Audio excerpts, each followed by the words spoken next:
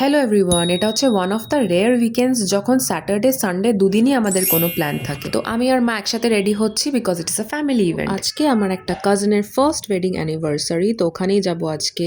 আমার ফাউন্ডেশন লাগাতে ইচ্ছা করে না বিকজ আমার মনে হয় খুব বেশি মানে বোঝা যায় যে ফাউন্ডেশন লাগিয়েছি। Maybe I am not using the correct foundation but ফালতু বকা কমপ্লিট হয়ে গেছে, এবার একটুখানি মেকআপে কনসেন্ট্রেট করা যাক। আর এদিকে আমি একা একা বক বক করছি বিকজ দ্যাটস আ হ্যাবিট, ওটা নিয়ে কিছু করার নেই। এটা হচ্ছে আমার ফাইনাল লুক।